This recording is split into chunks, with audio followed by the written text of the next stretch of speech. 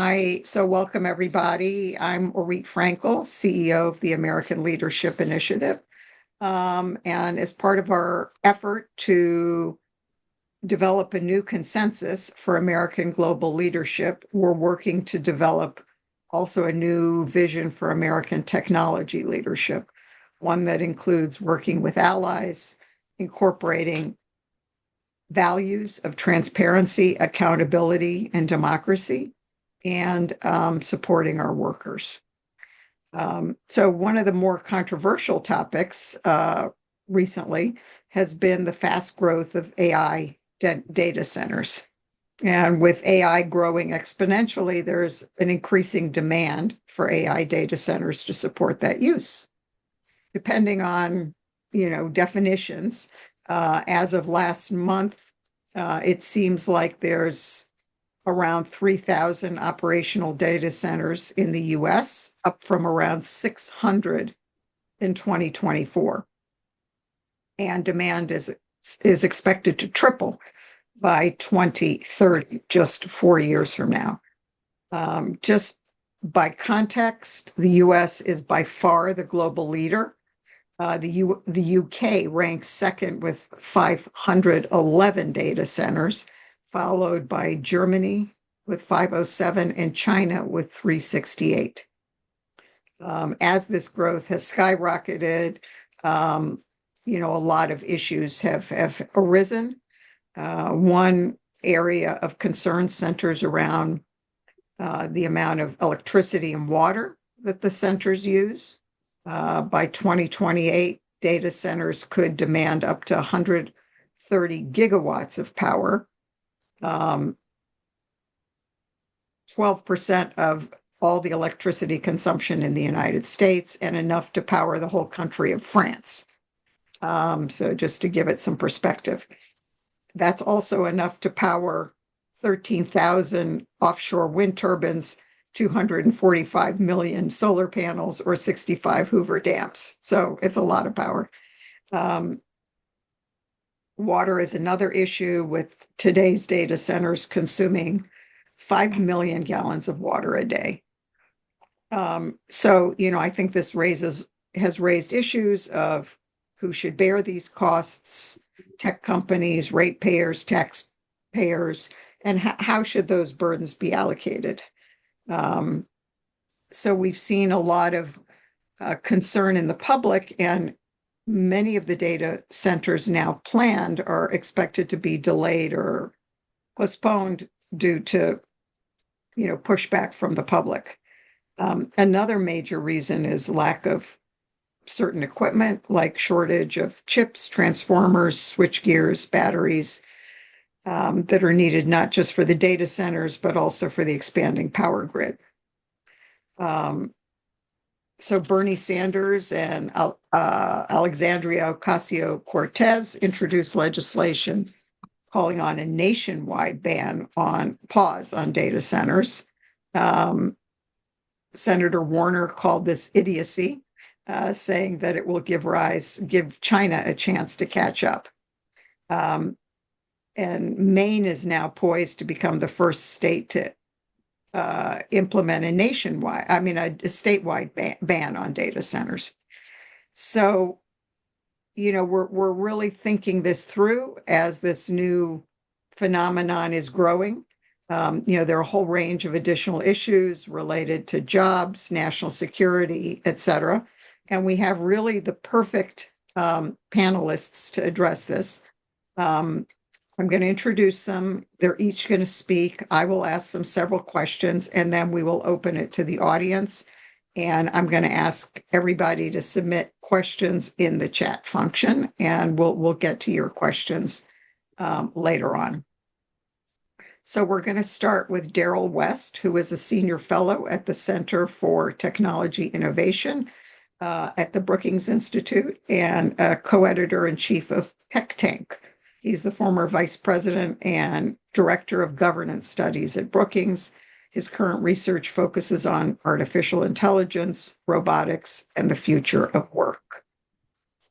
Janet Egan is a senior fellow and deputy director of technology and national security at the Center for New American Security Studies. Her research focuses on the national security implications of AI and other other emerging technologies. Prior to joining CNAS, she was the director in the Australian Government Department of the Prime Minister and Cabinet. Then we have Ewelina Czapla, who's the manager of cloud and government affairs policy at Google. Her research focuses on a range of energy policy issues, regulations, tax, and other policy incentives for energy.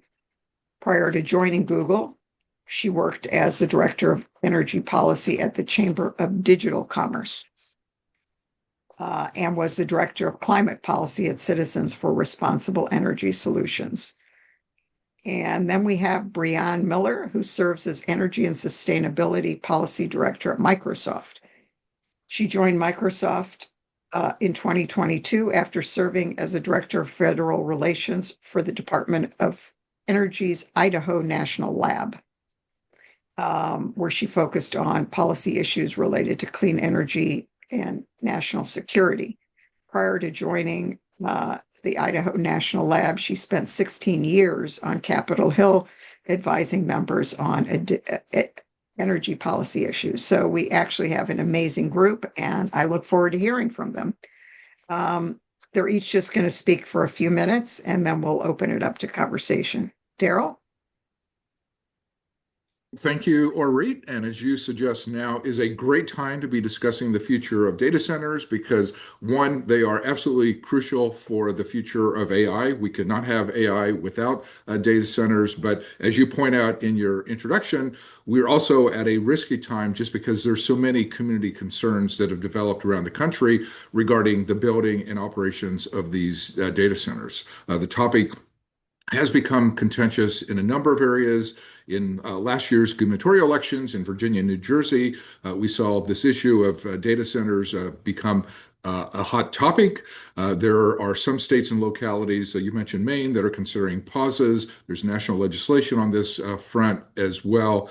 And what the public is worried about is the electricity costs, the water usage, land use, and the economic benefits associated with these topics. My Brookings colleague, Nicole Turner-Lee, and I actually wrote a paper on the barriers to the development of data centers and ways to mitigate some of those challenges. And if people want more details, they can find that paper on our website at brookings.edu. But the short summary is that in that paper, we propose community benefit agreements as a way to mitigate public concerns.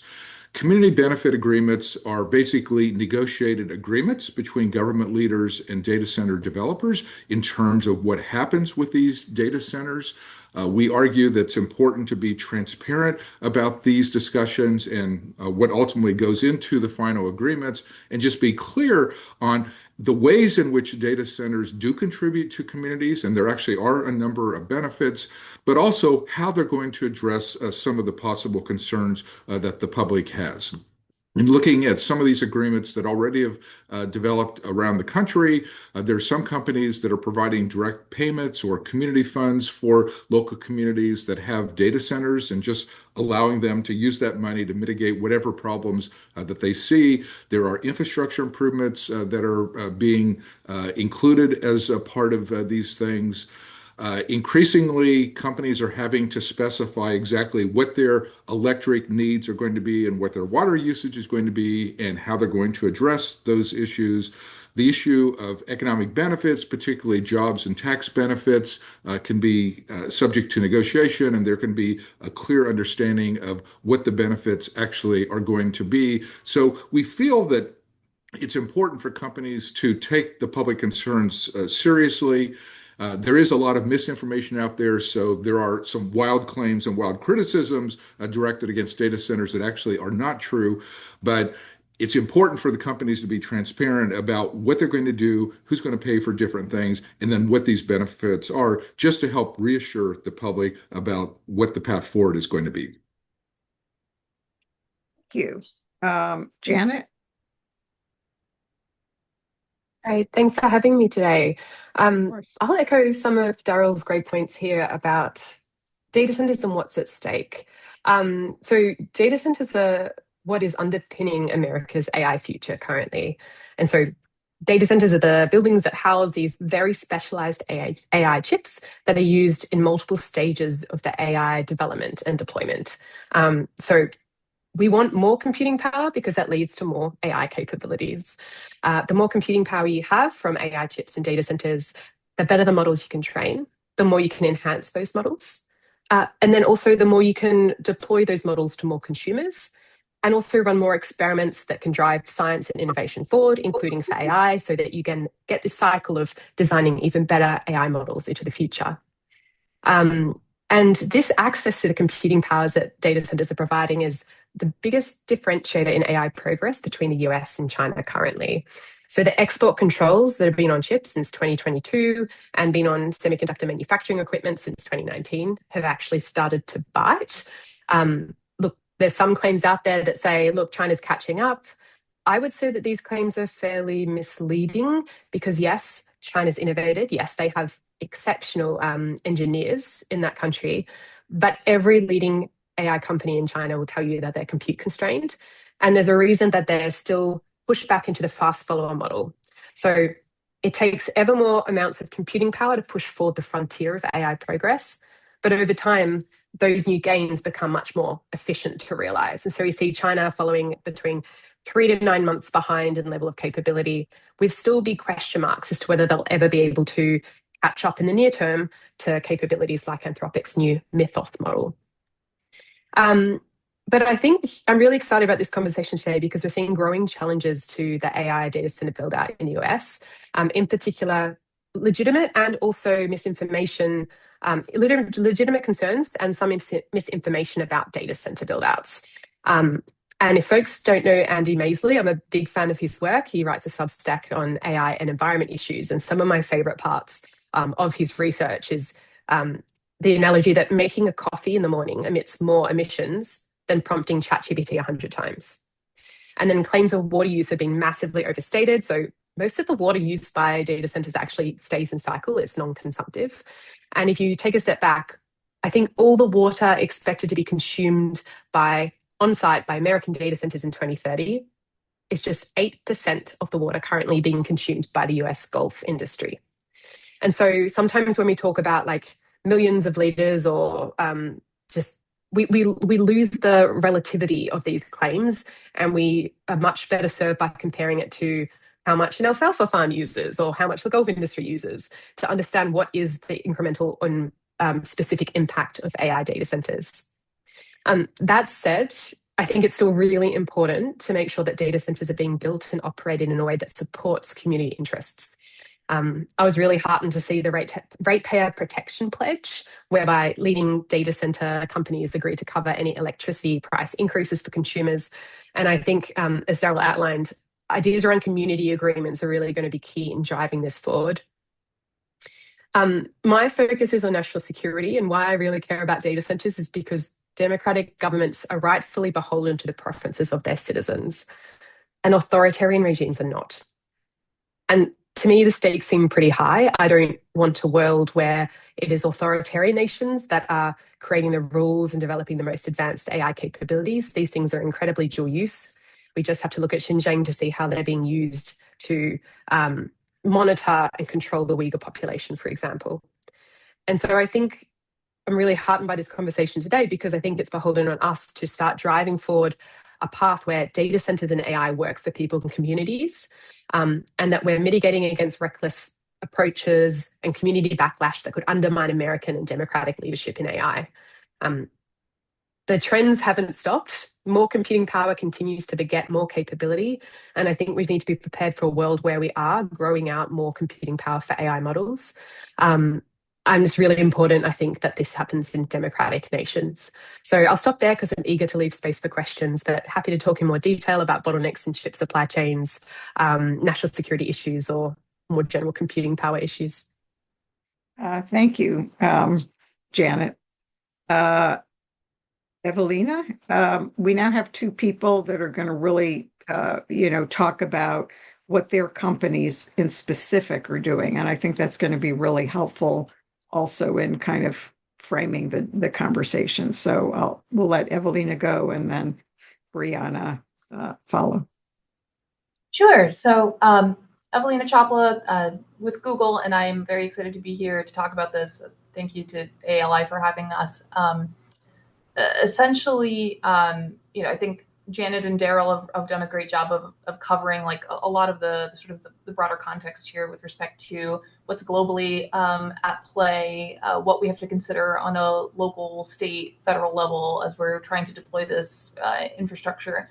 But that being said, I think it's a really exciting time to be at the forefront of something that's clearly going to be driving how we innovate for years to come.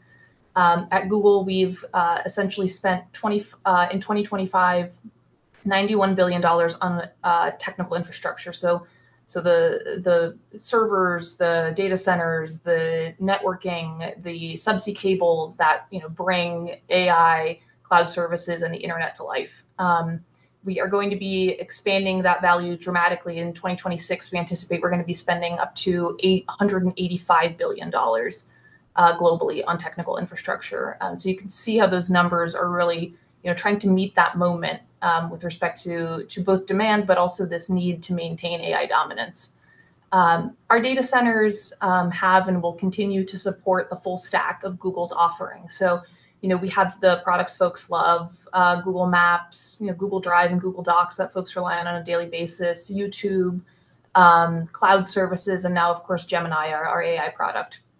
All of those live within our data centers, and essentially we are able to locate those data centers based on a series of geographic features, what kind of network connectivity we can have, what kind of existing energy infrastructure is in place, and compare that to demand for products, services, and make sure that we're really meeting the moment and finding the appropriate locations. And then making sure we confer with local communities to ensure that their needs are being met and our resource consumption is appropriate.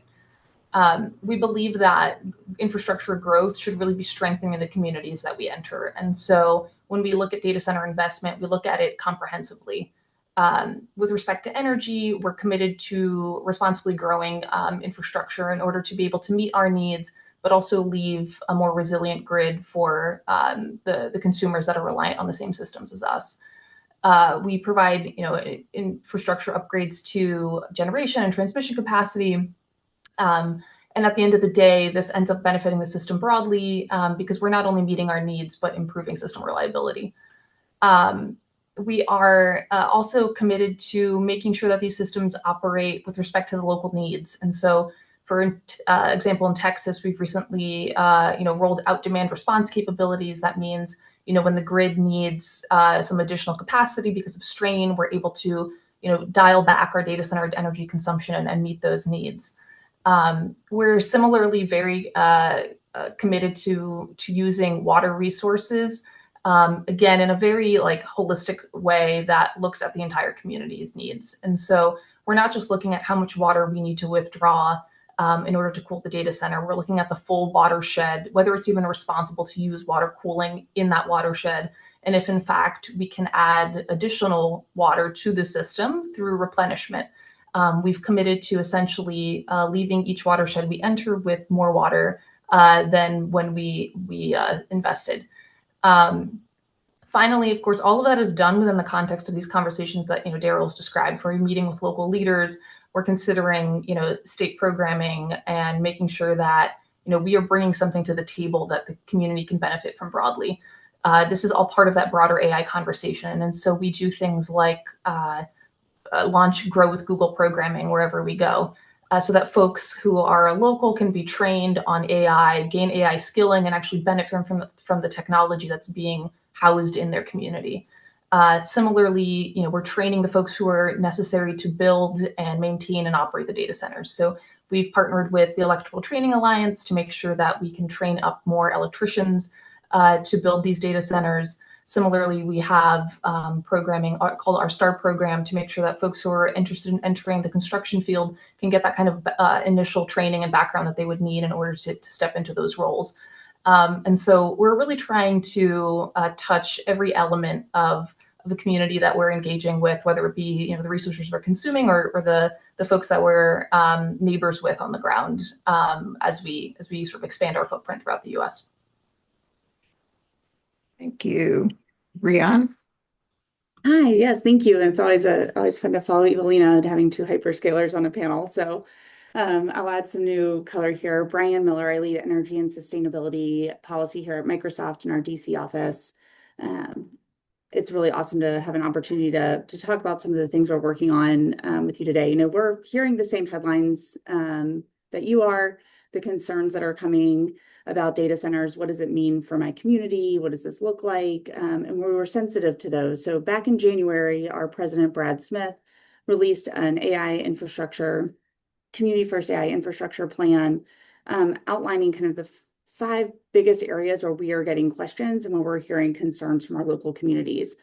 So the first is focused on electricity affordability, making sure that we are paying our own way for electricity as it's coming into your community and that ratepayers are held harmless.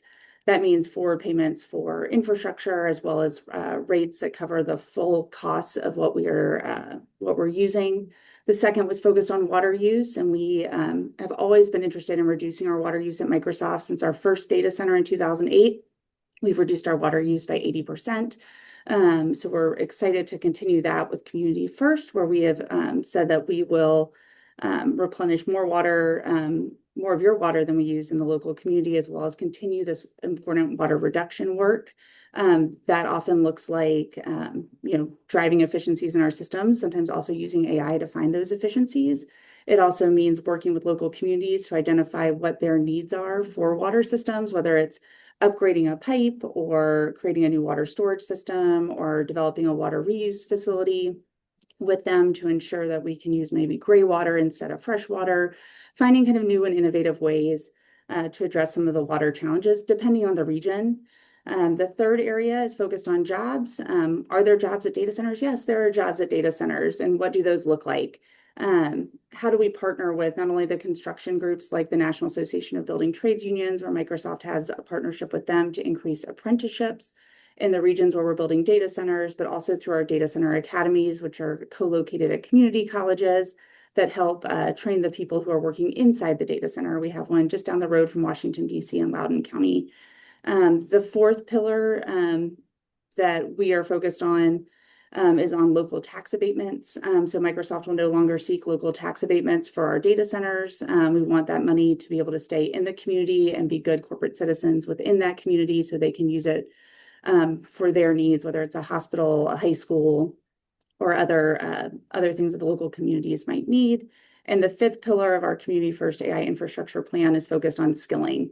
So we will work with K through 12 and community colleges to provide age-appropriate AI skilling opportunities, just to provide that level of education, working with the local school districts and others to come up with those, as well as working with the local libraries in those communities to ensure that adults in the community also have access to AI skilling. Those are the 5 big pillars. I'm happy to answer questions about them, but I would also like to add that, one of the things that we were hearing about also was there's a lot of mystery when a data center comes to your community that's often under NDA or some kind of masking, and you don't know who's coming or what they're going to build or what they're going to do. We are no longer entering into local non-disclosure agreements. Instead, we are unmasking from the beginning and having these conversations in the open to broaden that conversation and include more of the community in the conversation. So happy to take questions on any of those, or let me know where we want to go from here. Great, thank you all. And it's great to hear the things that both Google and Microsoft are doing to really, I think, hopefully alleviate and take into consideration a lot of the community concern. I think there is a lot of, amorphous concern nonetheless. I assume everybody read that a lawmaker in Indiana was just shot yesterday, and a note was left saying no more data centers. Obviously, that's an extreme and unfortunate example, but I think I think there is a lot of concern, whether it's misplaced or not. And I think, I just wanted to get a sense from each of you on what can be done to, and some of it I think has to do with general concern about AI and uncertainty about what this means for the collective future in a larger sense. And I wanted to see what you all thought about how we can, move forward in this day and age where, technology is obviously moving forward, and yet we need to somehow bring communities along with us and alleviate the concern that's out there. I mean, I think one thing that would be a big help is just improved transparency. And I applaud these companies that are getting rid of non-disclosure agreements, because in a number of communities, I think prior to the last 6 months or so, developers would come in, they'd sign NDAs with local officials. And so the community did not have answers to their concerns. And that just feeds paranoia. And people assume like the worst possible outcome in that situation. So I think the more open companies are about the benefits they're going to provide, the money they're going to put into the community, the infrastructure improvements they're going to make, the workforce development and the training programs they're going to add, that will actually help reassure the public that everything's not on the cost side, but there actually are benefits as well. So I think the companies that are moving towards greater transparency, that's a great move, and that will actually help mitigate at least some of the public concerns that are out there. Yeah, thanks for that, Darrell. I think it's building trust. When people think about the internet, they don't often think about the physical infrastructure that's required to run it, maintain it, expand it. And that's data centers, right? We called it the cloud for a long time, and now we're more direct about, it comes from a data center. There's requirements there. It's real infrastructure that supports this. And so helping to demystify some of those concerns, helping to build a sense of trust between the companies that are coming in, like a Microsoft, into the community. With that community, nothing happens with infrastructure development if you don't have the community support and buy-in. So entering that early is really important. Thanks. I think Janet? Oh, Yeah. go ahead. Oh, sorry, Ewelina. We can. Just to build on what Brianne mentioned with respect to building trust, I think a lot of that really comes down to education and making sure that all the stakeholders involved have the appropriate facts in hand. And so much of this really ends up turning into, having those conversations and coming to folks to talk to them at their level, making sure that we can communicate, to folks who are in the energy industry on their level with respect to, highly technical specifications, to ensure that they're confident will maintain grid reliability, and at the same time being able to speak to people in the community who are not, who don't have engineering degrees, but nonetheless have concerns about what it is that they could potentially be engaging with on a daily basis if they have a data center in their community. Speaking to people in plain English, I think, on these topics, making sure that they and their legislators have informed opinions on this is really important, and it's where a lot of the legwork comes in. Thanks, Janet. Yeah, I was just going to flag that. All right, thank you so much for raising the violent issue that happened recently. And I think this reflects a broader concern about AI too. Folks might have seen in the news there's been 2 violent attacks against Sam Altman in the past week as well. Right. And just to expand the conversation beyond data centers, I think data centers are like, they're a big, obvious target for a lot of concern that communities probably rightfully have about the AI future that's coming. I think if we take AI companies at their word, which there might be reasons you don't want to do that, but there's a lot of AI companies that will tell you that these technologies they're creating pose massive risks. They have national security capabilities. They're democratizing access to a range of things that could be really harmful. And I think this is part of a bigger discussion about how are we managing the risks of AI while still being really clear-eyed as to some of the real benefits that it might be able to provide the US and other countries around the world in the future. A question that I have around this is, do constituents in America feel that their government is strong enough in terms of stepping in to understand and proactively take action on some of the risks, so that it doesn't just become an individual responsibility to be loudly pushing back? And I think one thing I'm very bullish on is building up the capacity inside the US government to better understand and be able to respond to some of these risks that we're likely to see emerging. This Mythos model that Anthropic recently released, well, didn't release, let's double click on that, because of its quite extreme cyber capabilities. They're proactively working with cybersecurity industry to try and strengthen and harden systems before that's ever released publicly. But it does raise these big questions as to what the role of government is in helping understand and mitigate against these risks. And I think data centers will also cop some of the flack because they're the large, obvious places where AI lives day to day. Yeah, thank you for that. We also hear, of course, about Waymos being attacked and robots. So I think, yes, there's broad concern. And I think one of the big concerns is really around jobs. And I wonder, I think what we hear about data centers is that there's a lot of jobs in the construction phase, but not so much in the operation phase.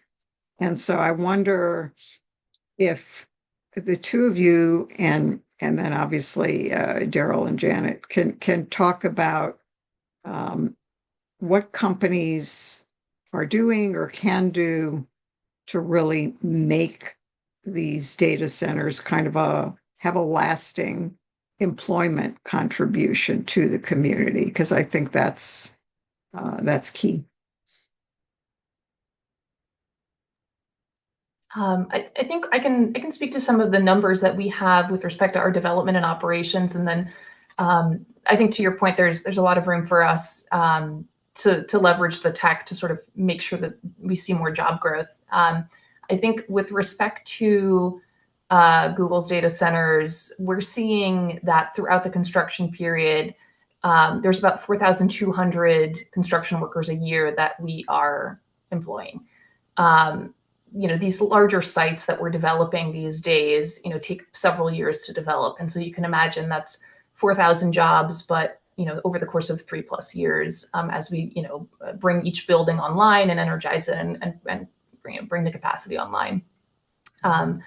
All of that job growth with respect to, the continued operations and maintenance creates indirect jobs within the community. We're trying to source services from existing companies. So, with respect to things like maintenance or security, landscaping, HVAC, food services, all of those jobs, persist as long as the data center develops. And we found that, for each job that's directly tied to the data center, there's 9 additional jobs that we're creating, within the community more broadly at the companies that we're relying on. And so, we are seeing a significant uptick in the number of folks that end up, coming through the gates and servicing the data center regularly. And I think, beyond that, I think, going back to sort of what we had discussed earlier with respect to skilling and grow with Google, we are able to then, go into the communities, into the high schools, the community colleges, leverage local nonprofits to really do AI skilling across various different populations that would really benefit from understanding how to use the tech and, in essence, hopefully be better equipped for future workforce needs. I'm happy to kind of add in on jobs in the data center. I like to share numbers. I think it's helpful for people to understand what's happening. So on our data center campuses in Iowa, we employ 540 people that work there full time. In Texas, we have data centers over in the San Antonio area. It's about 530 people. In the 3 counties where we have data centers in Virginia, we've got Loudoun, Prince William, and then down in Mecklenburg County in Southern Virginia, it's about 1,100 people between those 3 sites. Those are jobs. It's a real jobs number. On top of that are the construction jobs that we're bringing. For the previous 2 states I mentioned, it was 1,100 or so jobs in construction over the next several years. In Virginia, it will be gosh, even more as we continue to grow there. And these are, campus management, people management, learning and development, IT operations, and a variety of engineers and building maintenance that are all inside the data center working every day. And that's one of the reasons that we've really invested in our data center academies to ensure we have the right people who can be trained and come right into these really great paying jobs. Thanks. I think the other thing that I would add to the comments that were just made is the workforce training programs can be a great benefit to communities in the sense that, for example, one of the limiting factors now on building data centers is electricians. Like, we need more electricians, we need plumbers, we need all the trades people. And I think companies can be helpful in not just hiring people, which we've already discussed, but in training people so that they then can become independent workers on their own and help satisfy the need for tradespeople in other areas. So I think when people are thinking about the economic benefits, you have the jobs aspect is one part, workforce training is another, and then the tax revenues that come out of these. Now, it used to be that companies were kind of playing communities off against one another and demanding tax abatements for a number of years. Increasingly, communities are kind of standing up to that and saying, not only are we not going to provide tax abatements, we need the tax revenues that you're going to provide. So I think the whole issue of the economic benefits associated with data centers is starting to change in ways that are becoming more favorable for communities. And Darrell, if I can just add to that, just for the tax impact here. So in Mecklenburg County, Virginia, Microsoft is more than 20% of the local tax base. The two counties where we operate in Central Washington, Douglas, and Grant counties were 14 and 16% of the local tax base. So we're significant contributors for local communities when we arrive. That's great. I mean, one of the things that I think, we see is different states kind of taking different approaches. And I wonder whether it is time for what you all think in terms of federal regulation on a lot of these issues. And just wanted to, the federal government has been pretty hands-off at this point. Is it time for more comprehensive legislation? I mean, I think one constructive thing the federal government can do is just in terms of really expanding energy access in America, because we just need a lot more energy, not just because of data centers, but economic growth. AI is taking off in other respects, and we're just going to need a lot more energy across the board. And I'm concerned the current administration has been scaling back solar and wind. Solar and wind are absolutely vital in terms of additional data sources beyond the fossil fuels. Like, we do not want to be dependent on fossil fuels going forward. And so it's important to kind of understand we need to expand the energy access kind of across the board, also including nuclear energy. Like, I know there's some old nuclear energy plants that are becoming back online that will help with this issue as well. So I think the federal government can be helpful in those respects. Agreed. And I think I've read that Microsoft has bought 3 Mile Island. We are the power purchase off-taker for 3 Mile Island. Constellation will still own it and operate it. We are not a utility or a nuclear company, but we are basically the funding that's helping drive it back open. Right. Janet, I'm sorry, go ahead. Just to expand upon what Darrell mentioned with respect to energy infrastructure, I think the other part of this is transmission lines, right? I think there's a role for federal legislation to improve the permitting regime that interstate transmission lines are subject to. It takes obviously many years to get those sited and constructed, and we're seeing that congestion in the system is just as big of an issue as bringing on additional capacity. To the extent we can more efficiently operate and allocate existing resources through additional transmission capacity, I think everyone would benefit. We'd be able to bring more large loads on, but we'd also be able to have a more reliable system. Yeah, maybe just to add on that, I think data centers can be like they're a large assured source of demand that can actually help with the modernization of the grid if done correctly. But the key barriers that's just outlined are really around the ad hoc and long processes involved in permitting, particularly when there's cross-border transmission lines happening. One of my concerns is that if we don't get this right, if there isn't movement on like reforming permitting and making transmission easier, we'll end up with more and more big tech companies building behind the meter as their only sort of escape valve to bring online more capacity. And what that means is we're creating a world of energy haves and haves not, because you've got energy being built that's not connected to the grid for everyday Americans.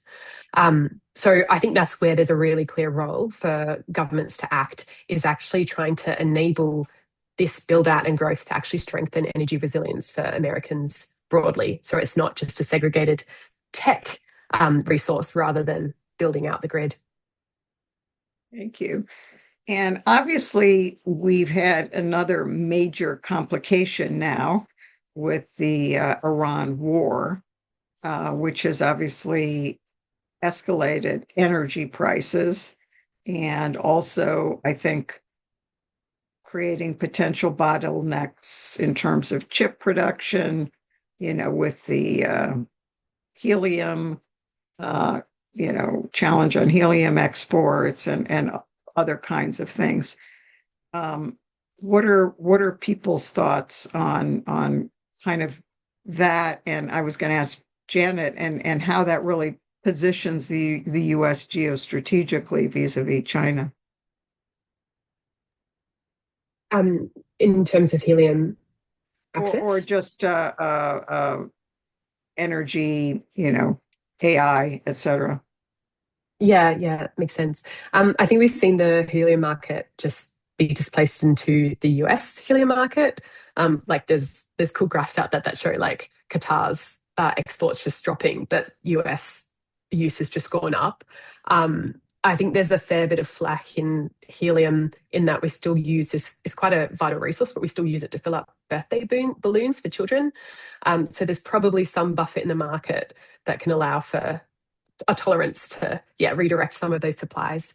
When it comes to AI more broadly, I think the key bottleneck here is maybe less so like energy has traditionally been a really big bottleneck on AI progress in this space. But we're actually starting to see now critical bottlenecks bite more strongly in the AI chip production supply chain themselves. So particularly the production of logic wafers, which are then packaged up into the AI chips, and memory wafers, specifically high bandwidth memory or HBM. Now, these things are probably going to bite more on AI progress in the near term than some of the other disruptions, because there's a long lead time to bringing online more capacity. So to build a cutting edge fab, like that's multiple years of investment and like heavy capex. And there's been a delay in companies trying to bring that online because there's been real concerns that AI is a bubble and maybe this exponential demand we're seeing will be just a short-term boom and then plateau. The thing is, we have not seen any plateau and this demand continues to increase exponentially. And so it's just now that companies like TSMC, like the Taiwan Semiconductor Manufacturing Company, which makes 90% of the world's advanced semiconductors, is now looking to ramp up production. But it means that we're waiting, at least for the near term, there's that bottleneck in supply.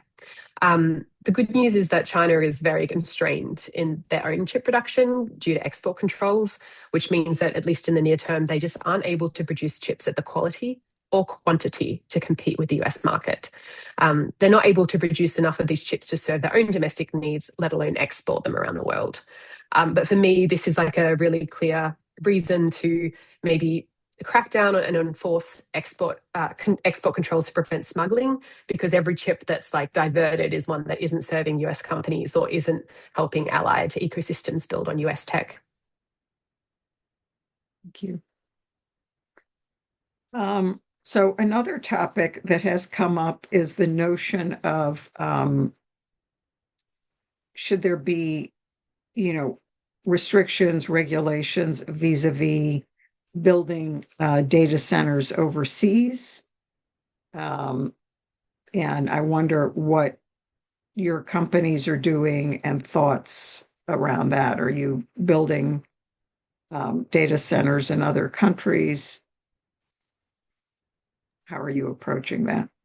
Microsoft's a Brianne? global company and has data centers around the world. I think we're at more than, I think it's between 500 and 600 data centers around the world today. And our company president was just in Singapore making some announcements last week as demand for access to data and cloud services grows. I think you'll continue to see companies like Microsoft investing here at home as well as abroad.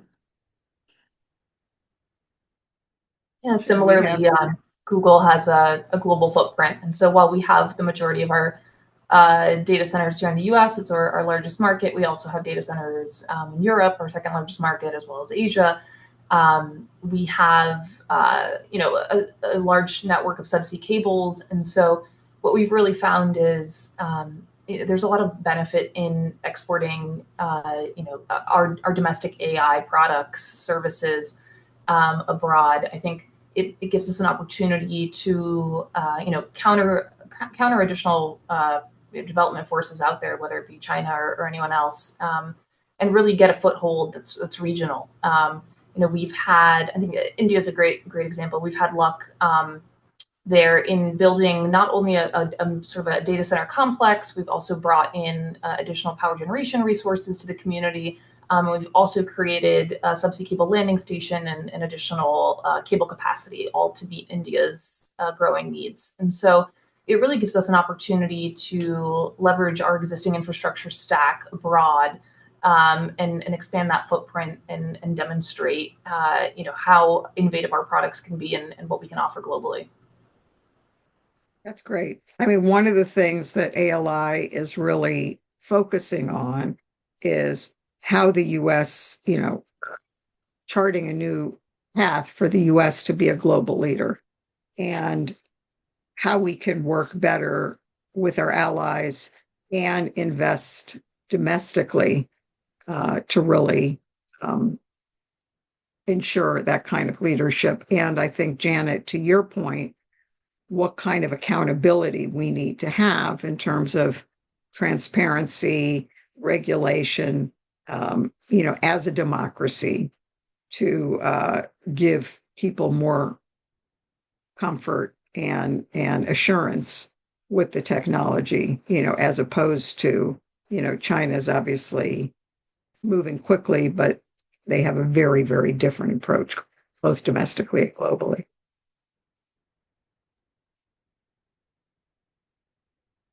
Janet? Oh, yeah, I think that's right. I think it is really important for the US to not just exercise leadership at home, but also abroad when it comes to AI. My background, when I worked in the Australian government, I worked closely with the US on 5G security. And that was an instance where, the US and allies had pioneered really groundbreaking tech in this space, but had failed to deploy it widely overseas and seeded that market. And suddenly Huawei was like entering markets all around the world, posing quite significant espionage risks to countries that chose to use them as the provider.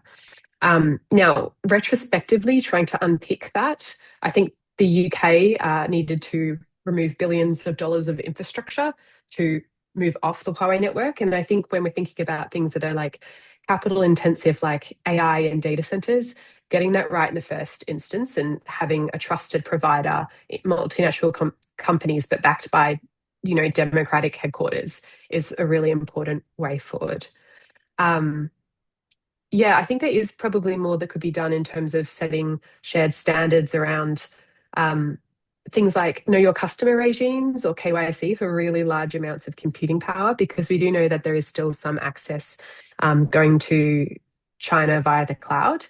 And then there's an open question in terms of how much access is too much access, because again, if you're thinking about the dual use implications of AI, you might not worry about some small usages, but you might worry about the amount of compute being used to train a frontier AI, well, near frontier AI model. I think the last point I'd make here is there was recently a bill introduced into Congress called the Match AI Act, which essentially looks to crack down more strongly on exports of semiconductor manufacturing equipment to China.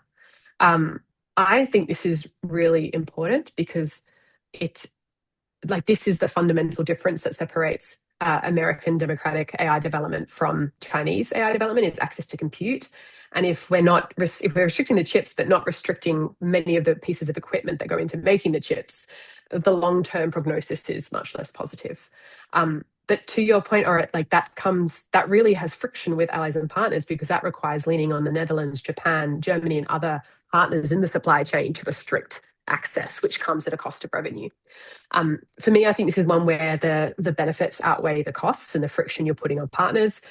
And if we're blunt about it, there's already a lot of frictions hitting partners, so that this actually might be a good time to do it when there's already a lot of volatility in the relationships. I don't think the marginal impact of this additional ask with strong national security grounds will be that big.